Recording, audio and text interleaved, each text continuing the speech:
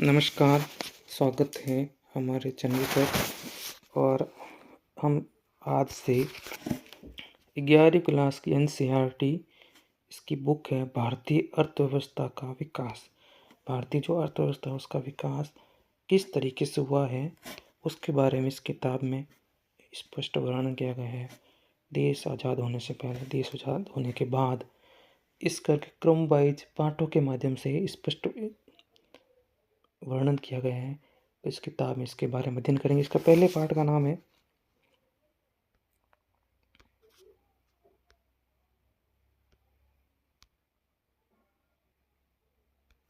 भारत स्वतंत्रता की पूर्व संध्या पर भारतीय अर्थव्यवस्था।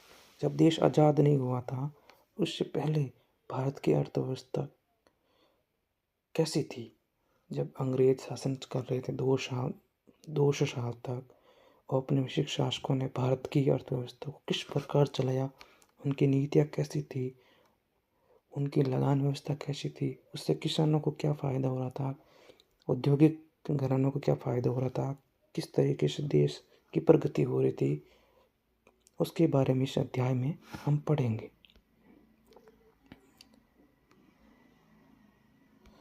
इस अध्याय को पढ़ने के बाद आप स्वतंत्रता प्राप्ति के समय वर्ष 1947 में भारत की अर्थव्यवस्था की दशा के बारे में जानेंगे।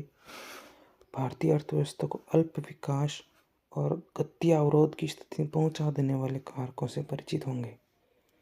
भारत की 1947 से पहले की जो क्या दशा थी उसके बारे में पढ़ेंगे, और भारत के अल्प विकास यानी कम विकास और गति अवरोध यानी गति जो चल रही थी उसमें अवरोध की स्थिति में पहुंचा देने की वाली कारकों से भी परिचित होंगे।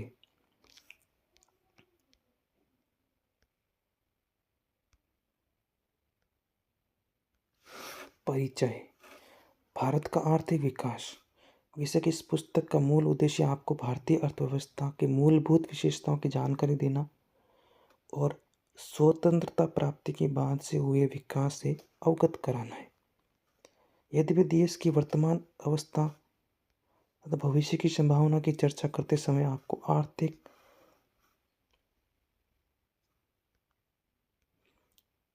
अतीत पर ध्यान देना भी उतना ही महत्वपूर्ण होगा। इसलिए हम अपनी चर्चा का आरंभ स्वतंत्रता से पूर्व देश की अर्थव्यवस्था की स्थिति के बारे में स्थिति से कर रहे हैं। इसी क्रम में हम उन सब बातों का भी स्पष्ट पहचान करेंगे उन जिन्होंने स्वतंत्र भारत के विकास की रणनीतियों का निर्धारण करने में महत्वपूर्ण योगदान दिया।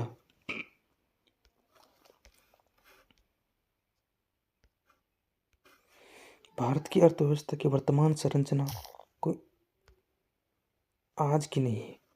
इसके मूल सूत्र तो इतिहास में बहुत गहरे। जो आज वर्तमान में भारत की अर्थव्यवस्था है, जो विश्व में चौथी अर्थव्यवस्था बनी हुई है, और इतिहासकार कहते हैं कि 2030 तक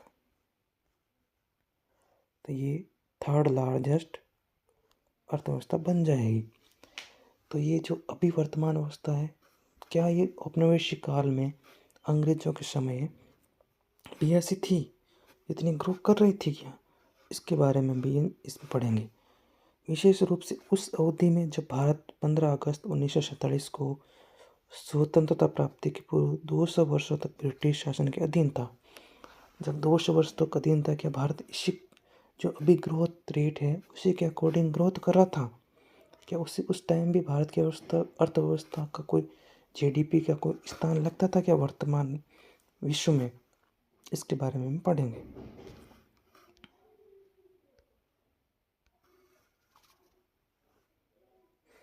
औपनिवेशिक शासन का मुख्य उद्देश्य इंग्लैंड में तेजी से विकसित हो रही औद्योगिक आधार के लिए भारतीय अर्थव्यवस्था को केवल एक कच्चा माल प्रदायक तक ही सीमित रखना था।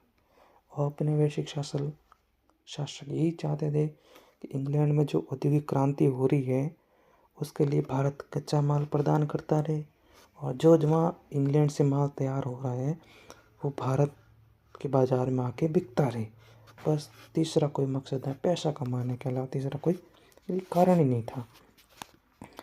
उस शासन की अधीनता के शोषक स्वरूप को समझे बिना स्वतंत्रता के बाद के पिछले 6 दशकों में भारत में हुए विकास का सही मूल्यांकन कर पाना संभव नहीं है।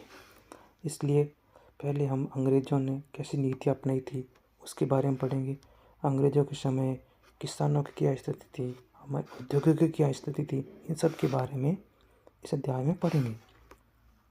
औपनिवेशिक शासन के अंतर्गत निम्न स्तरीय आर्थिक विकास। अंग्रेजी शासन की स्थापना से पूर्व भारत की अपनी स्वतंत्र अर्थव्यवस्था थी। यद्यपि जन सामान्य की आजीविका और सरकार की आय का मुख्य स्रोत कृषि था। जब अंग्रेज नहीं आए थे उससे पहले भी भारत की अर्थव्यवस्था कृषि पर ही आधारित थी और कृषि से संबंधित विभिन्न सामान्य बना रहे, लेकिन कई मामलों में इतनी विनिर्माण भी कर रहे थे हम, विनिर्माण की गतिविधियाँ भी हो रही थी, सूती और रेशमी वस्त्र भी बन रहे थे और एक्सपोर्ट किए जा रहे थे, धातु आधारित सामान भी बनाए जा रहे थे और एक्सपोर्ट किए जा रहे थे। बहुमूल्य मणिरत्न, जब कोई भारत के बना हुआ पदार्थ वस्तु पहनता था तो वो प्रतिष्ठा का प्रतीक माना जाता था। और यहाँ से जुड़ी शिल्प कलाओं का, यहाँ जो शिल्प कला के केंद्र थे वो उत्कृष्ट थे और पूरे विश्व भर में सुविख्यात हो रहे थे। भारत से बनी इन चीज़ों को विश्व के बाजारों में अच्छी सामग्री के प्रयोग तथा उच्च स्तर की कलात्मकता के आधार पर बड़ी प्रतिष्ठा थी। औपनिवेशिक शासकों द्वारा रची गई आर्थिक नीतियों का ध्येय भारत का आर्थिक विकास नहीं बल्कि अपने मूल देश का आर्थिक हितों का संरक्षण और संवर्धन करना ही था। अंग्रेजों का सिर्फ एक ही उद्देश्य था कि भारत से कच्चा माल लेके इंग्लैंड भेजो, इंग्लैंड से तैयार माल लेके भारत में बेचो और इंग्लैंड का ही आर्थिक हितों का संरक्षण और संवर्धन करना ही था।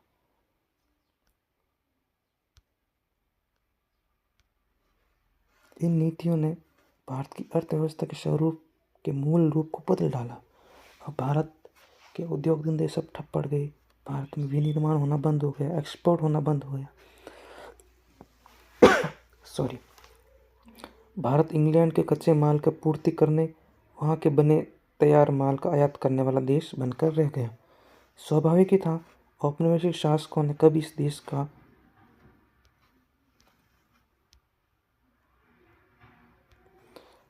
राष्ट्रीय और प्रति व्यक्ति आय का आकलन करने का भी ईमानदारी से कोई प्रयास नहीं है।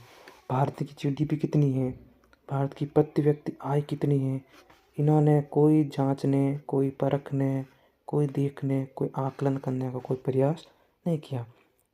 सिर्फ इंग्लैंड के बारे में सोचना, उनकी समृद्धि में, उनके संवर्धन में कोशिश करने का ही उद्देश्य रहा। कुछ लोगों ने निजी स्तर पर आकलन किए पर उनके अनुमानों में बहुत विसंगतियाँ और आपसी मतभेद पाए जाते हैं। कुछ लोगों ने भारत की अर्थव्यवस्था, भारत की जीडीपी को नापने, भारत की प्रति व्यक्ति आय को नापने की कोशिश की, लेकिन फिर एक इंडिविजुअल एफर्ट से कितना कुछ हो सकता है।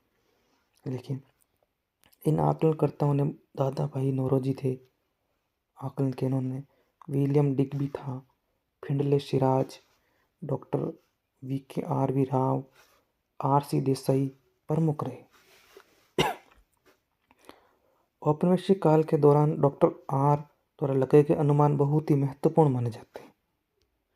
फिर भी सभी अध्ययनकर्ता इस एक बात पर सहमत रहे कि 20वीं सदी के पूर्वार्ध में भारत की राष्ट्रीय आय की वार्षिक संवर्धित दर 2% से कम ही रही है।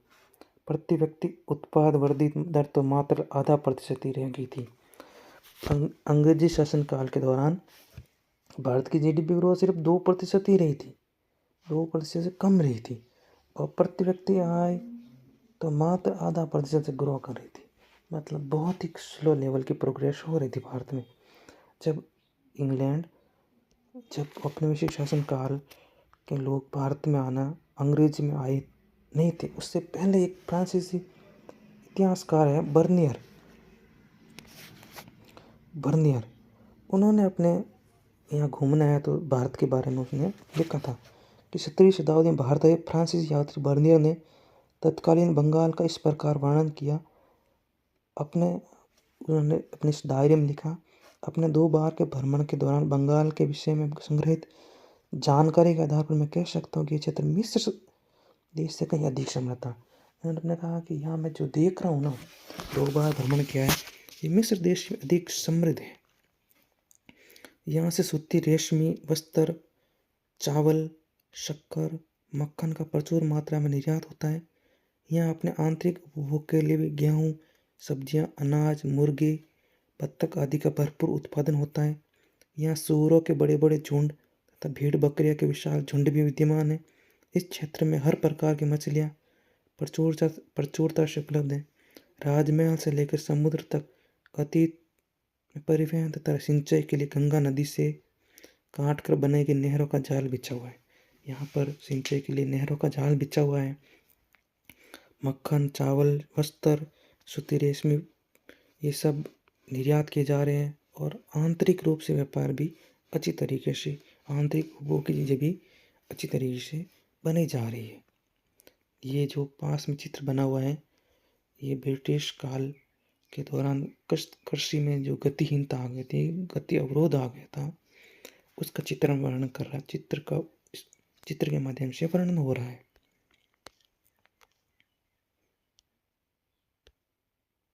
ब्रिटिश के काल के दौरान कृषि की क्या स्थिति, कृषि को लेकर क्या रणनीति थी अंग्रेजों की, इसके बारे में अब आगे बढ़ेंगे। ब्रिटिश औपनिवेशिक शासन के अंतर्गत भारत मूलतः एक कृषि अर्थव्यवस्था ही बना रहा। ब्रिटिश औपनिवेशिक शासन के दौरान भारत सिर्फ कृषि करता रहा, कोई भी निर्माण नहीं कर रहा था, पूंजीगत वस्तुओं का निर्माण नहीं कर रहा था, उपभोग वस्तुओं का निर्माण नहीं कर रहा था। निर्माण कार्य बिल्कुल ठप हो गए थे और लगभग 85% जनसंख्या जो गाँव में बसी थी, प्रत्यक्ष और परोक्ष रूप से कृषि के माध्यम से अपनी रोजी रोटी कमा रही थी। गाँव की 85% जनसंख्या सिर्फ खेती कर रही थी। खेती से जुड़े कुछ छोटे मोटे व्यवसाय कर रही थी, मतलब बड़ा विनिर्माण बिल्कुल बंद हो गया था। एक बड़ी जनसंख्या का व्यवसाय होने के बाद भी कृषि क्षेत्र में गतिहीन विकास की प्रक्रिया चलती ही रही। यही नहीं, अनेक अवसरों पर उसमें अप्रत्याशित ह्रास या गिरावट भी अनुभव की गई। भले ही कृषि अधीन क्षेत्र के प्रसार के कारण कुल कृषि उत्पादन में वृद्धि हुई, यानी नए नए खेत बनाए जा रहे थे, इससे कृषि उत्पादन में वृद्धि हुई, लेकिन कृषि उत्पादकता में कमी आती रही। कृषि क्षेत्र की गतिहीनता का मुख्य कारण औपनिवेशिक शासन के द्वारा लागू की गई भू व्यवस्था प्रणाली को ही माना जा सकता है कि कृषि का विकास कम क्यों हुआ। इसका मुख्य कारण भारत औपनिवेशिक शासन काल के दौरान भू व्यवस्था ही माना जा सकता है।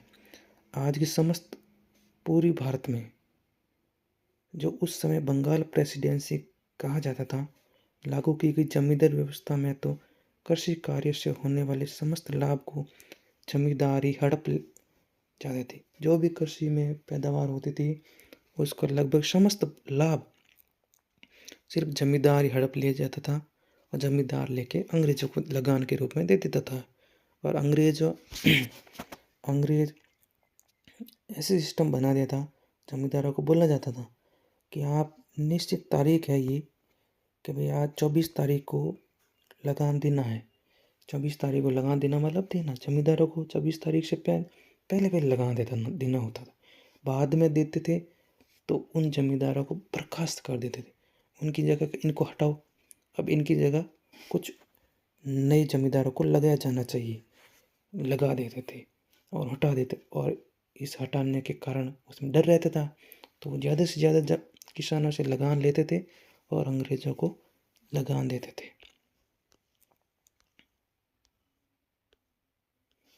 किसानों के पास कुछ नहीं बच पाता था। यही नहीं, अधिकांश जमींदारों तथा सभी औपनिवेशिक शासकों ने कृषि क्षेत्र की दशा को सुधारने के लिए कुछ नहीं किया। जमींदारों की रुचि तो किसानों की आर्थिक दुर्दशा की अनदेखी कर उनमें अधिक से अधिक लगान संग्रह करने तक की सीमित रहती थी। इसी कारण कृषक वर्ग को नितांत दुर्दशा, सामाजिक तनावों को झेलने की बाध्य होना पड़ा। राजस्व व्यवस्था की शर्तों को भी जमींदारों के इस व्यवहार के विकास में बहुत योगदान रहा है। राजस्व की निश्चित राशि सरकार के कोष में जमा कराने की तिथियां पूर्व निर्धारित थी। उनके अनुसार रकम जमा नहीं करा पाने वाले जमींदारों से उनके अधिकार छीन लिए जाते थे। यानी इस तारीख को डेडलाइन के अकॉर्डिंग लगाने ही देते थे, उनको जमींदारी छीन लेते थे। साथ ही प्रौद्योगिकी के निम्न स्तर, सिंचाई सुविधाओं का अभाव और उर्वरक यानी खाद वगैरह कुछ देते नहीं थे, तो फिर कृषि की स्थिति बहुत दयनीय हो गई थी। किसानों की दुर्दशा को और बढ़ाने में इसका महत्वपूर्ण बड़ा योगदान रहा है। देश के कुछ क्षेत्र में कृषि की व्यावसायीकरण के कारण नकदी फसलों की उच्च उत्पादकता के प्रमाण भी मिलता है। देश के कुछ क्षेत्रों में कृषि का व्यावसायीकरण भी हो रहा था और नकदी फसलों के उच्च उत्पादकता के प्रमाण मिलते हैं, किंतु उस उच्च उत्पादकता के लाभ भारतीय किसानों को नहीं मिल, यानी कहीं कहीं हो रहा था लेकिन उसका लाभ भारतीय लोगों को नहीं मिल रहा था, क्योंकि जो भी नकदी फसल बना रहे थे वो इंग्लैंड अपने कारखानों के लिए भेज रहे थे और वहाँ से तैयार माल इधर इंडिया में ला रहे थे, क्योंकि उन्हें तो खाद्यान्न की खेती के स्थान पर नकदी फसलों का उत्पादन करना पड़ता था, जिनका प्रयोग अंततः इंग्लैंड में लगे कारखानों को किया जाता था। सिंचाई व्यवस्था में कुछ सुधार के बावजूद भारत बाढ़ नियंत्रण और भूमि की उपजाऊ शक्ति के मामले में पिछड़ा हुआ था, जबकि किसानों के एक छोटे से वर्ग ने अपने फसल पैटर्न को परिवर्तन कर खाद्यान्न फसलों की जगह वाणिज्यिक फसलों लगाना आरंभ किया। काश्तकारों के एक बड़े वर्ग तथा छोटे किसानों के पास कृषि क्षेत्र में निवेश करने के लिए न ही संसाधन थे, न तकनीक थी और न ही कोई प्रेरणा थी। ये था कृषि क्षेत्र के बारे में। अब हम आगे कि अंग्रेजों ने हमारे औद्योगिक क्षेत्र को किस प्रकार बर्बाद किया, कैसे उन्होंने हैंडल किया है, उनकी नीतियाँ उद्योगों को लेकर कैसी थी, इसके बारे में हम पढ़ेंगे। कृषि की भारतीय औपनिवेशिक व्यवस्था के अंतर्गत भारतीय एक सुदृढ़ औद्योगिक आधार का विकास भी नहीं कर पाया। कृषि की भारतीय औपनिवेशिक व्यवस्था के अंतर्गत भारत ये कोई ढांचा भी औद्योगिक विकास का नहीं बना पाया।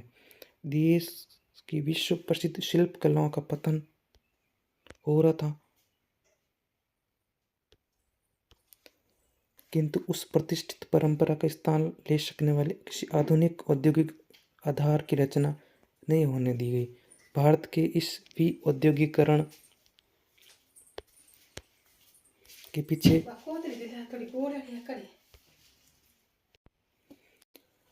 पीछे विदेशी शासकों का दोहरा उद्देश्य था। भारत के जो उद्योग थे उसको पीछे हटाने विदेशी शासकों का दोहरा उद्देश्य था। एक तो भारत को इंग्लैंड में विकसित हो रहे आधुनिक उद्योगों के लिए कच्चे माल का निर्यातक बनाना चाहते थे, यानी इंग्लैंड में जो सामान फैक्ट्रियाँ जो औद्योगिक विकास हो रहा था उसके लिए भारत से कच्चा माल इंग्लैंड के लिए जा रहे थे और कच्चे माल नहीं थे। दूसरे भी इन उद्योगों से के उत्पादन के लिए भारत को एक विशाल बाजार भी बनाना चाहते थे कि जो जो सामान यहाँ बनेगा इंग्लैंड में बनेगा वो भारत में बाजारों के बेचना है। इस प्रकार उन उद्योगों के प्रसार के सहारे वे अपना देश ब्रिटेन के लिए अधिकतम लाभ सुनिश्चित करना चाहते थे। ऐसे आर्थिक परिदृश्य में भारतीय शिल्प कलाओं के पतन में जहाँ एक और भारी स्तर पर बेरोजगारी फैल रही थी, वह स्थानीय उत्पाद से वंचित भारतीय बाजारों में मांग का भी प्रसार हुआ था। वहीं स्थानीय उत्पाद से वंचित भारतीय बाजारों में मांग का भी प्रसार हो रहा था। इस मांग को इंग्लैंड से सस्ते निर्मित उत्पादों के लाभपूर्ण आयात द्वारा पूरा किया जा रहा है। यद्यपि 19वीं शताब्दी के उत्तरार्ध में भारत के कुछ आधुनिक उद्योगों की स्थापना होने लगी, यानी 19वीं शताब्दी के उत्तरार्ध में भारत में कुछ कुछ उद्योग की स्थापना होने लगी, किंतु उनकी उन्नति बहुत धीमी ही रही। प्रारंभ में तो ये विकास केवल सूती वस्त्र और पटसन उद्योगों को आरंभ करने तक ही सीमित था, किंतु सॉरी सूती कपड़ा मिलें प्राय भारतीय उद्यमियों द्वारा ही लगाई जाती थी।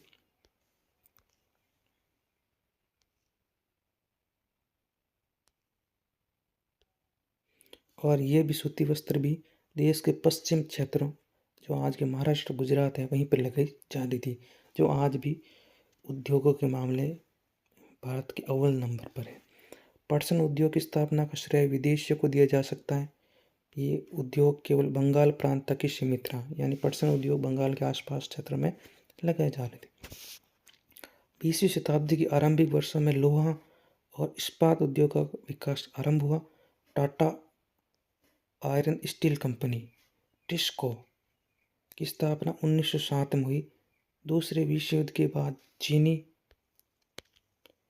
सीमेंट,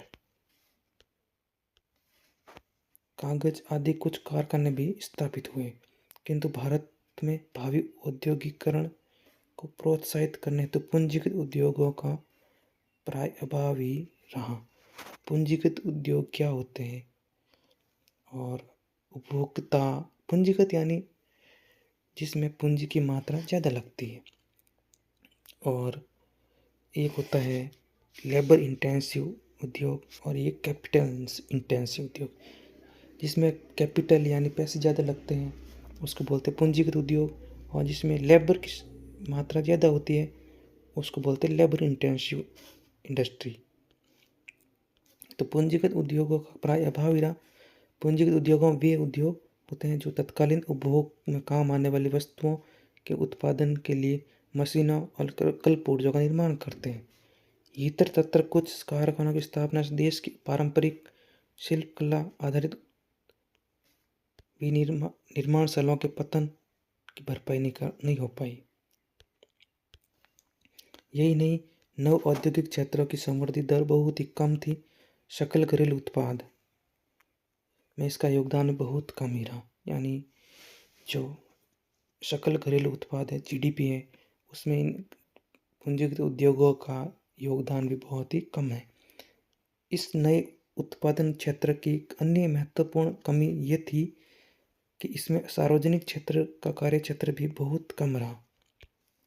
वास्तव में क्षेत्र प्राय रेलों, विद्युत उत्पादन, संचार, बंदरगाहों और कुछ विभागीय उपक्रमों तक ही सीमित था। यानी गवर्नमेंट सिर्फ सार्वजनिक क्षेत्र है ना, गवर्नमेंट क्षेत्र, ये क्षेत्र सिर्फ रेल, विद्युत उत्पादन, संचार, बंदरगाह और कुछ विभागीय उपक्रम ही बनाने लगे थे। ऐसा कुछ आधारभूत ढांचों का निर्माण नहीं किया जा रहा था।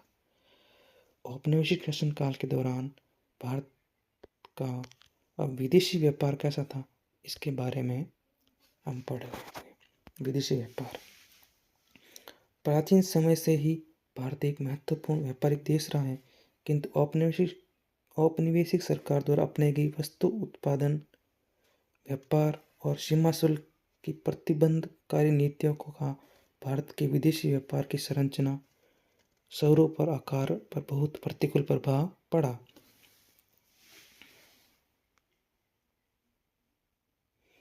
परिणाम स्वरूप भारत कच्चे उत्पाद जैसे रेशम, कपास, ऊन, चीनी, नील, पटसन आदि का निर्यातक होकर ही रह गया।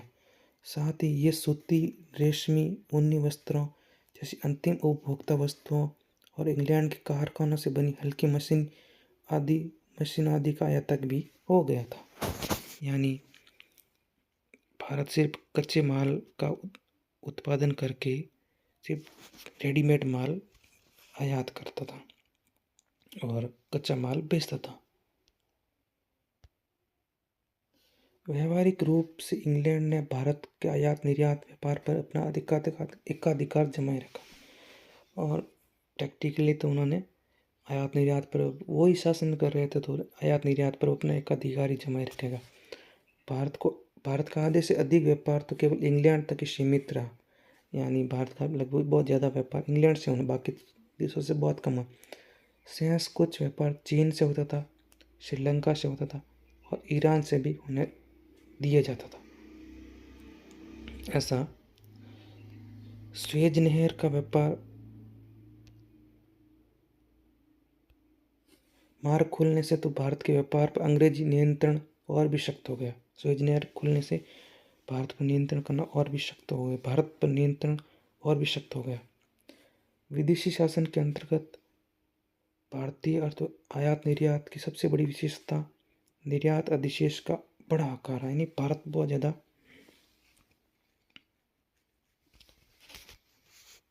निर्यात कर रहा था, किंतु इस अधिशेष का भारतीय अर्थव्यवस्था को बहुत भारी लागत चुकानी पड़ी। देश के आंतरिक बाजारों में अनाज, कपड़ा और मिट्टी का तेल जैसी अनेक आवश्यक वस्तुएं मुश्किल से उपलब्ध हो पाती थी। यही नहीं, इस निर्यात अधिशेष का देश में सोने और चांदी की परवाह पर भी कोई प्रभाव नहीं पड़ा। वास्तव में इसका प्रयोग तो अंग्रेजों की भारत पर शासन करने के लिए गढ़ी की व्यवस्था का खर्च उठाने में ही हो जाता था।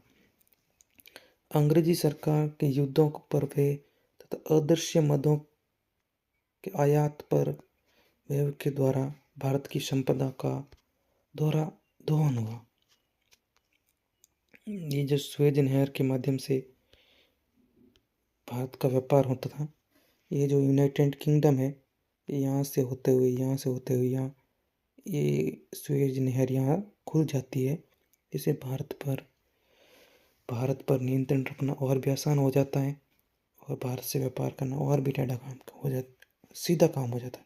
पहले ये इतना यहाँ घूम के अफ्रीका से होते हुए यहाँ आना पड़ता, लेकिन सुएज नहर खुलने से यहाँ सीधा आने लग गया। टाइम बहुत कम लगने लग गया था और आयात निर्यात आसान हो गए थे। ये जो परिक्रमा के बारे में, सुएज नहर के बारे में बताया गया, ये टाइम याद कर लेना।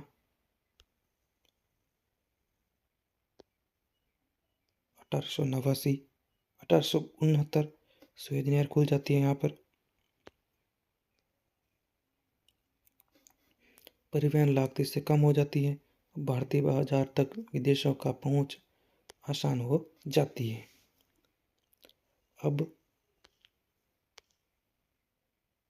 जनसंख्या, ब्रिटिश काल के दौरान भारत की जनसंख्या किस प्रकार थी, इसके बारे में।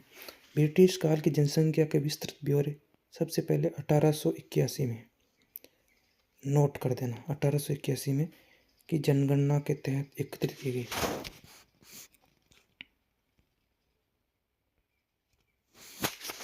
यद्यपि इसकी कुछ सीमाएं थी, फिर भी इसमें भारत की जनसंख्या संवृद्धि की विषमता बहुत स्पष्ट थी। बाद में प्रत्येक 10 वर्ष बाद जनगणना होती रही। वर्ष 1921 की पूर्व का भारत जननांग के संक्रमण के प्रथम सोपान में था।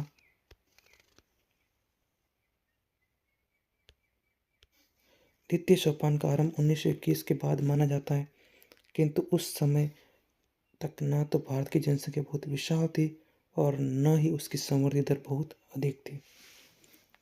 यानी 1921 तक भारत का पहला सोपान माना जाता है और 1921 के बाद भारत का जनसंख्या के दूसरे सोपान माना जाता है।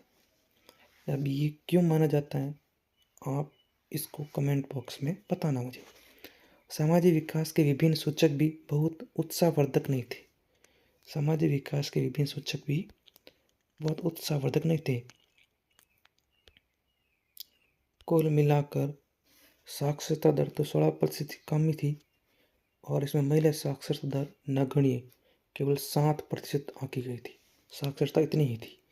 जन स्वास्थ्य सेवाएं तो अधिकांश को सुलभ ही नहीं थी, जहाँ से भी सुविधाएं उपलब्ध भी थी भी। जहाँ ये कई सुविधा उपलब्ध थी भी, वहाँ नितांत ही अपर्याप्त थी। परिणामस्वरूप जल और वायु के सहारे फैलने वाले संक्रमण रोगों का प्रकोप था। उनसे व्यापक जनहानि होना एक आम बात थी। कोई आश्चर्य नहीं कि उस समय सकल मृत्यु दर बहुत ऊंची थी। अब सुविधाएं, हेल्थ फैसिलिटी भी नहीं है, तो सकल मृत्यु दर बहुत ऊंची होना लाजमी है। विशेष रूप से शिशु मृत्यु दर बहुत चौंकाने वाली थी। आज भले ही हमारे देश में शिशु मृत्यु दर 40 प्रति 1000 हो गई है, पर उस समय ये दर 218 प्रति हज़ार थी। अब वर्तमान में शिशु मृत्यु दर क्या है मुझे एग्जैक्ट पता है नहीं, तो आप देख लेना इसके अकॉर्डिंग। और उस समय 218 प्रति हज़ार थी।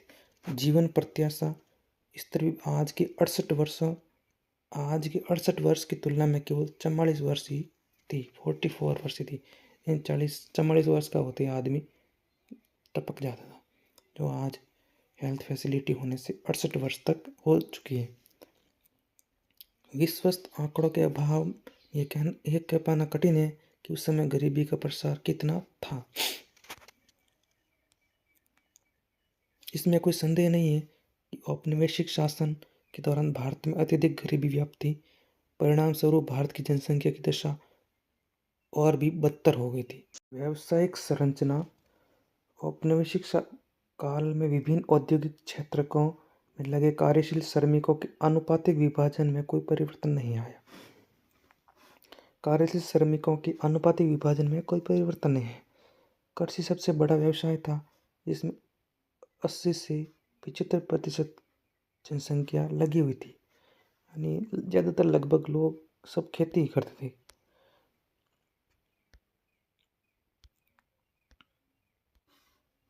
विनिर्माण और सेवा क्षेत्रों में कृषि 10% क्रमशः 10% तथा 15 से 20% जन समुदाय को रोजगार मिल पा रहा था। यानी विनिर्माण में तो 10% और सेवा क्षेत्रों में 15 से 20% लोगों को रोजगार मिला। क्षेत्रीय विषमताओं में वृद्धि एक बड़ी विलक्षणता रही। यानी कहीं पर ज़्यादा, कहीं अलग अलग टाइप के रोजगार थे, तो कहीं अलग अलग टाइप के रोजगार। क्षेत्रीय विषमता बहुत ज़्यादा थी। उस समय की मद्रास प्रेसिडेंसी, आज की तमिलनाडु, आंध्र प्रदेश, कर्नाटक, केरल प्रांतों के क्षेत्र में, मुंबई और बंगाल के क्षेत्र में कार्यबल की कृषि क्षेत्र पर निर्भरता में कमी आ रही थी। यानी जो बड़े बड़े शहर थे, मुंबई हो गया, बंगाल हो गया और मद्रास, वहाँ तो कृषि क्षेत्र पर निर्भरता में कमी आ रही थी। विनिर्माण और सेवा क्षेत्रों का महत्व तद अनुरूप बढ़ रहा था, किंतु उसी अवधि में पंजाब, राजस्थान, उड़ीसा के क्षेत्र में कृषि में लगे श्रमिकों का अनुपात में वृद्धि आंकी गई। यानी इन शहरों में तो, जो मद्रास, बंगाल और मुंबई में तो कृषि पर निर्भरता कमी आ रही थी, लेकिन उल्टा इसके पंजाब में, राजस्थान में, उड़ीसा में कृषि क्षेत्र में लगे श्रमिकों के अनुपात में वृद्धि आंकी गई। आधारित संरचना, यानी भारत में उस टाइम आधारभूत संरचनाओं का विकास किस प्रकार। औपनिवेशिक शासन के अंतर्गत देश में रेलों, पत्तनों, जल परिवहन और डाक तार आदि का विकास हुआ।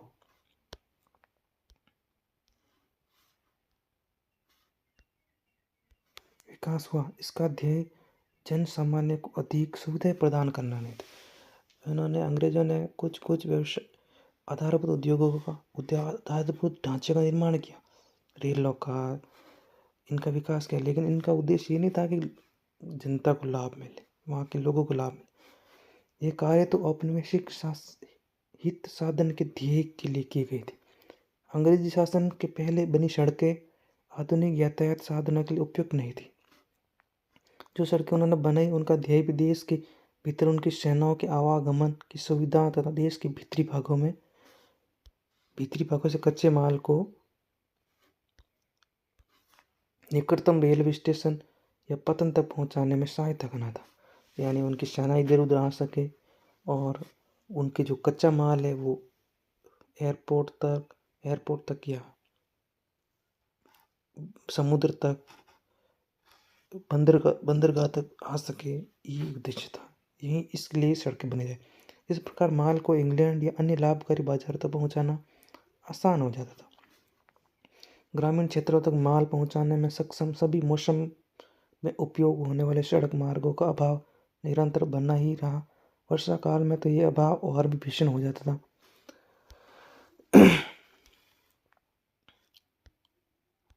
स्वाभाविक ही था, प्राकृतिक आपदाओं और अकाल आदि की स्थिति में ग्रामीण क्षेत्रों में बसे देशवासियों का जीवन कठिनाइयों के कारण दुर्भर हो जाता था। अंग्रेजों ने 1850 में भारत में रेलों का आरंभ किया।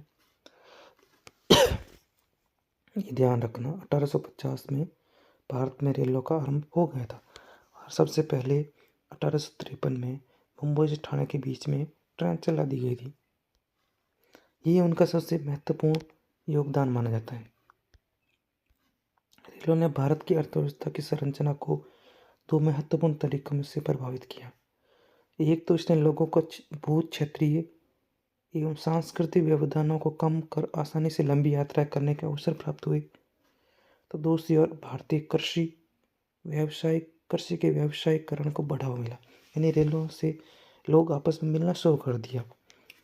और दूसरा, भारतीय कृषि के व्यावसायीकरण को बढ़ावा मिला, यानी एक जगह से बना सामान अब दूसरी जगह जाना आसान हो गया था, इसलिए व्यावसायिक कृषि की जानी शुरू कर दी। किंतु इस व्यावसायीकरण का भारतीय ग्रामीण अर्थव्यवस्था के आत्मनिर्भरता के स्वरूप पर विपरीत प्रभाव पड़ा।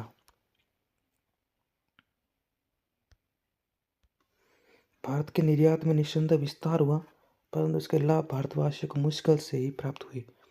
इस प्रकार जनसामान्य को मिले सांस्कृतिक लाभ व्यापक होते हुए भी देश की आर्थिक हानि की भरपाई नहीं कर पाए।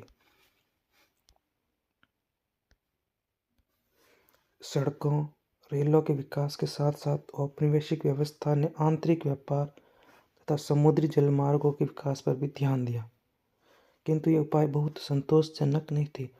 उस समय के आंतरिक जलमार्ग